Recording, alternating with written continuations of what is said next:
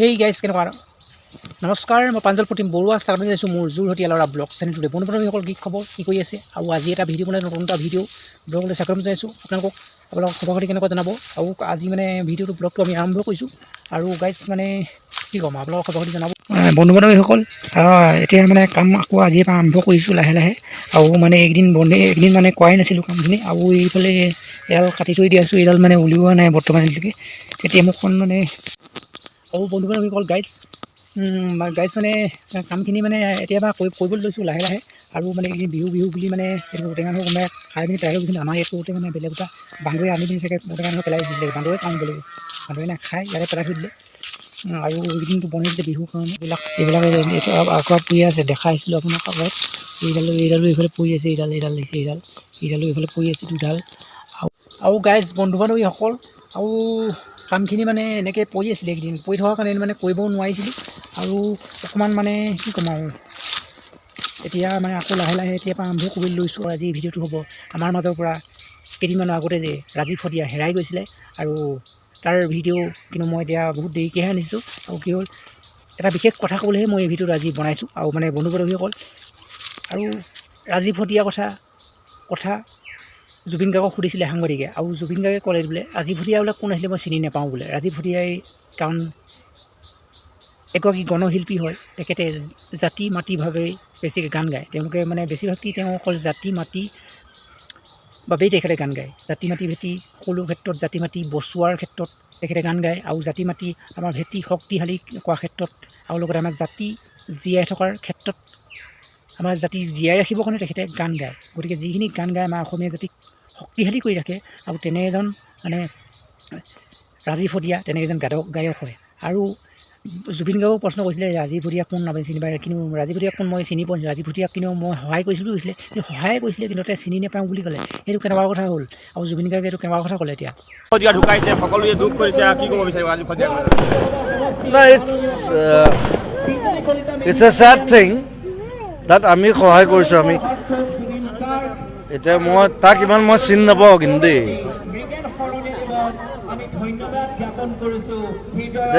জাতিৰ কাৰণে মইতো গান গাইছোঁ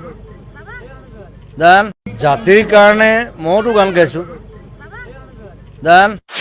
আৰু এটা কথা আৰু জুবিন গাৰ্গে কি ক'লে মানে কিন্তু চিনি পোৱা নাই বুলি কৈছিলে জুবিন গাৰ্গে কিন্তু জুবিন গাৰ্গৰ লিখীয়া এজন মানে গায়ক আমাৰ অসমত ইমানখিনি প্ৰয়োজন আমাৰ মাজত গতিকে ৰাজীৱ শদিয়া লিখীয়া এজন গায়ক আমাৰ মাজত বহুত প্ৰয়োজন ৰাজীৱ শদিয়া লিখীয়া আৰু দ্বিতীয়জন গায়ক যেনেকৈ জন্ম হওক সেইটো বিচাৰোঁ কিন্তু জুবিন গাৰ্গে যিবিলাক গান গায় অকল মানে উন্মাদ কৰা এক মাতাল কৰা উন্মাদ কৰা এনেকুৱা গান কিছুমান গায় তেখেতে গান কিছুমান গায় আমাৰ ডেকা চামক মানে কি মানে পাগল বুলি ক'ব লাগিব ডেকা চামক আচলতে পাগল কৰি দিয়ে আচলতে বোকা নৃত্য কৰা আৰু এনেকুৱা কিছুমান মানে কি ক'ম এনেকুৱা কিছুমান গান গায় তেখেতে গান গাই আমাক বলীয়া কৰি ৰাখে আৰু আমাক যিসকল মানে তেখেতে মনোৰঞ্জন দিয়ে এণ্টাৰটেইনমেণ্ট দিয়ে কিন্তু সেই এণ্টাৰটেইনমেণ্ট ৰাজীৱ শদিয়াৰ গানত এইখিনি নাই গতিকে সেই জুবিন গাৰ্গে যিমানেই যি গান গায় আৰু জুবিন গাৰ্গে অসমীয়া জাতিৰ কাৰণে তেখেতে গান গাইছোঁ বুলি কৈছিলে ভিডিঅ'টোত আপোনালোকে দেখিছে চাগে নহয় জানো আৰু গান গাইছে কিন্তু আমাৰ অসমীয়া জাতিৰ কাৰণে জুবিন গাৰ্গে সিমান নাভাবে কাৰণ জুবিন গাৰ্গে বিক্ৰী হৈ যোৱা এজন মানে গায়ক হয় আৰু তেখেত হৈছে আৰু তেখেতে অসমীয়া জাতিৰ কাৰণে বেছি তেখেতে গান নাগায় কাৰণ তেখেতে নিজৰ স্বাৰ্থপৰ কাৰণ তেখেতে নিজৰ কাৰণে চিন্তা কৰে অসমীয়া জাতিৰ কাৰণে চিন্তা নকৰে যেনেকৈ তেখেতে পটককৈ বিক্ৰী হৈ যোৱা এজন গায়ক কাৰণ তেখেতৰ এটা অনুষ্ঠানত মাতিলে তেখেতে 10 লাখ 12 লাখ টকা তেখেতে বিচাৰে কিন্তু ৰাজীৱ শদিয়াই সেইবিলাক টকা তেখেতে নিবিচাৰে ৰাজীৱ শদিয়াক যদি কয় এই বোলে 10,000 টকা দিম হ'বনে গাবলৈ আহিবনে গাবলৈ য'তেই নহওক আমি গাবলৈ যাম 10,000 টকা দিলে যাম গোটেই 8,000 টকাৰো গান গাব তেখেতে যিমান দিলেও মানে গান গাব আৰু মানে ৰাজীৱ শদিয়া এজন মানে তেনেকুৱা নহয় ৰাজীৱ শদিয়া নিজৰ কাৰণে নহয় তেখেতে নিজৰ জাতিৰ কাৰণে ভাবি মানে গান গাইছিলে আৰু তেখেতৰ লিখীয়া এজন ভগৱানে আমাৰ মাজৰ পৰা লৈ গ'ল কাঢ়ি গতিকে জুবিন গাৰ্গে তেওঁ নিজৰ কাৰণে চিন্তা কৰে নিজৰ জাতিৰ কাৰণে চিন্তা নকৰে আৰু তেওঁ বেছিভাগ নিজৰ কাৰণে চিন্তা কৰে আৰু গতিকে জুবিন গাৰ্গে যিবিলাক গান গাই আমাৰ যিবোৰ উন্মাদ কৰা যিবোৰ গান আমাৰ ল'ৰা ছোৱালীবোৰক যিবোৰ পাগল কৰা যিবোৰ গান গায় তেখেতে মানে আগৰ পৰা গাই আহিছে আৰু সেইবোৰ গান শুনি আমাৰ ল'ৰা ছোৱালীবোৰে বহুত বেছি ভাল পায় গতিকে পাগল হৈ যায় গতিকে সেইকাৰণে ZG লগাই ফেচবুকত আৰু যিসকলে কৰে সেইসকলক কৈছোঁ আপোনালোকে গতিকে জুবিন গাৰ্গক ইমানখিনি আপোনালোকে ওপৰলৈ উঠাই দিলে আৰু এতিয়া জুবিন গাৰ্গে নিজৰ জাতিৰ কাৰণে এতিয়া চিন্তা নকৰে জুবিন গাৰ্গে অকল নিজৰ কাৰণে চিন্তা কৰে আৰু যিসকলৰ যিসকলে জুবিন গাৰ্গৰ অনুষ্ঠানত বোকা নৃত্য কৰি পাগল হৈ মাতাল হৈ যিসকলে মানে নৃত্য কৰে সেইসকলে তেনেকুৱা কমেণ্ট কৰিব পাৰে বোলে ভুকি লাভ নাই হেৰি কৰি লাভ নাই। জুবিন গাৰ্গে আমাক জাতিৰ কাৰণে চিন্তা কৰিছে। জুবিন গাৰ্গ অনলি নিজৰ কাৰণে চিন্তা কৰিব। কাইলৈ আমাৰ কোনোবাৰ কিবা হ'লে কি জুবিন গাৰ্গে কি চাবলৈ আহিব নেকি? কোনো চাবলৈ নাহে জুবিন গাৰ্গে, আমাৰ ইয়াত চাবলৈ নাহে। গতিকে জুবিন গাৰ্গে নিজৰ কাৰণে অনলি চিন্তা কৰিছে। আৰু জুবিন গাৰ্গৰ লেখীয়া গায়ক আমাৰ সমাজত তেনেকৈ প্ৰয়োজন নাই। আমাৰ অসমীয়া সমাজত প্ৰয়োজন হৈছে ৰাজীৱ শদিয়াৰ দৰে এজন মানে গায়ক। আৰু জুবিন গাৰ্গনো কথা কি ক'ম এতিয়া। আৰু জুবিন গাৰ্গেতো আমাৰ জাতিৰ কাৰণে তেনেকৈ চিন্তাই নকৰে, অনলি নিজৰ কাৰণে চিন্তা কৰে।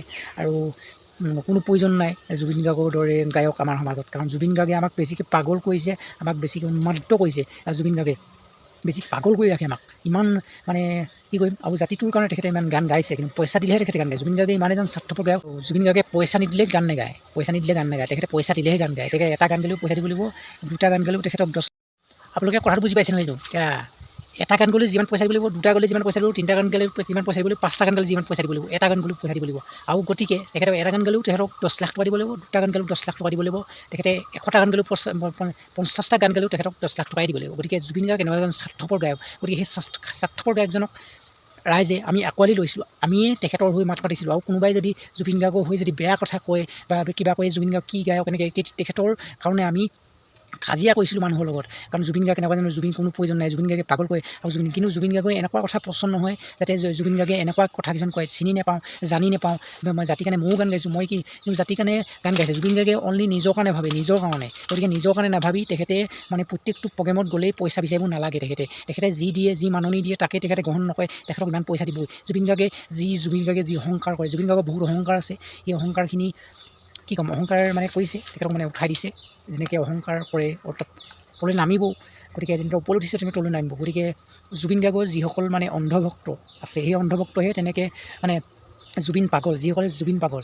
আৰু জুবিন পাগল হৈ যিখন ZG লগাই লৈছে, ফেচবুকত একাউণ্ট খুলিছে। গতিকে আমি তেনেকুৱা জুবিন পাগল নহয় আচলতে, বুজি পাইছে কথাটো? জুবিন পাগল নহয় আমি তেনেকৈ ক'লে। জুবিন গাৰ্গে বহুত কথাত জুবিন গাৰ্গক আমি সমৰ্থন কৰিব নোৱাৰোঁ। বহুত ক্ষেত্ৰত আমি জুবিন গাৰ্গক ভাল পাওঁ, জুবিন গাৰ্গৰ গান শুনো, জুবিন গাৰ্গক আমি কি ক'ম, জুবিন গাৰ্গক আমি সমৰ্থন কৰি আহিছিলোঁ আগৰ পৰা। তাৰ জুবিন গাৰ্গৰ প্ৰত্যেকটো কথা আমি সমৰ্থন কৰিব নোৱাৰোঁ। যিটো বেয়া বেয়াই, যিটো ভাল ভালেই। আৰু জুবিন গাৰ্গে যদি বেয়া কাম এটা যদি কৰে, আৰু সেই বেয়া কামটোত আমি সমৰ্থন কৰিব নোৱাৰোঁ। বেয়া কামটোত কোনে সমৰ্থন কৰিব পাৰে জানে? যিবোৰ চামচা হয়, যিবোৰ চামচাগিৰি কৰে, সেইবোৰ যিবোৰ চামচাহে সমৰ্থন কৰে বেয়া কামটোত। আমি বেয়া কাম এটা কৰিলে যোনেই নহওক আমি তাত ওপৰত মাতিম। তাৰ ওপৰত জুবিনেই নহওক, তাৰ ওপৰত কোনোবা চিফ মিনিষ্টাৰে নহওক, মন্ত্ৰী এমেলে নহওক, কোনো প্ৰধানমন্ত্ৰী নহওক, তাৰ ওপৰত মাত মাতিম। যিহেতু বেয়া, আমি বেয়াটোত আমি কেতিয়াও সমৰ্থন কৰিব নোৱাৰোঁ। বেয়াটোত সমৰ্থন কৰিব যোনটো চামচাগিবিলাকক কৈছে এইটো ভিডিঅ'ত চামচাগি। তহঁতি চাই লওঁ এই ভিডিঅ'টো, তহঁতি হৈছে চামচাগি। তহঁতি জুবিন গাৰ্গে বেয়াটো কৰিলে জুবিন গাৰ্গক সমৰ্থন কৰিবি, ভালটো কৰিলেও সমৰ্থন কৰিবি। তহঁতৰ দৰে এচাম যুৱচাম আছোঁ আমাৰ মাজত, কলংকত সৈতে আমাৰ যুৱচাম আমাৰ সমাজত। গতিকে জুবিন গাৰ্গৰ বেয়াটো বেয়া বুলি ক'ব লাগিব, ভালটো ভাল বুলি ক'ব লাগিব। জুবিন গাৰ্গে তেনেকৈ কেলৈ ক'ব? জুবিন গাৰ্গে যে ৰাজীৱ শদিয়াক চিনি নাপাওঁ, ৰাজীৱ শদিয়াক আমি সহায় কৰিছিলোঁ বহুত, যদি চিনি পায় তেওঁ চিনি পাওঁ বুলি ক'ব দিছিলে। তেনেকৈ ক'ব নালাগে জুবিন গাৰ্গে। আৰু গতিকে এইটো ভিডিঅ' বেছি দীঘল নকৰোঁ বুলি ভাবিছোঁ। আৰু গতিকে ৰাজীৱ শদিয়া আত্মাই যাতে চিৰশান্তি লাভ কৰে, তাৰ বাবে আমাৰ ফালৰ পৰা আমি মৌন প্ৰাৰ্থনা কৰিছোঁ। আৰু তেওঁলোক শোকজীৱিত পৰিয়াললৈ আমি আমাৰ ফালৰ পৰা আমাৰ বীৰ লাচিত সেনা তৰফৰ পৰা আমি গভীৰ সমবেদনা জ্ঞাপন কৰিছোঁ। আৰু লগতে তেখেতৰ পৰিয়ালে যাতে এটা সংস্থাপন পাওক, তেখেতৰ পত্নীয়ে যাতে সংস্থাপন পাওক। এটা সৰু ল'ৰা উঠি যাব, তাক ডাঙৰ হ'ব লাগিব। তেখেতে ডাঙৰ হৈও ৰাজীৱ শদিয়াৰ দৰে গান গাব লাগিব, নহয় জানো? আৰু বেলেগ একো নকওঁ, এই ভিডিঅ'টো ইমানেই আছিলে। গতিকে ভিডিঅ'টো যদি চাই যদি ভাল পালে চেনেলটো ছাবস্ক্ৰাইব কৰি যাব। আৰু ৰাজীৱ শদিয়াই যাতে তেখেতৰ আত্মাই যাতে চিৰশান্তি লাভ কৰক, তাৰ বাবেই আমি চিন্তা কৰিছোঁ। গতিকে বাই বাই, নতুন এটা ভিডিঅ'ত পুনৰ লগ পাইছোঁ আপোনালোকক। আজিলৈ বাই বাই।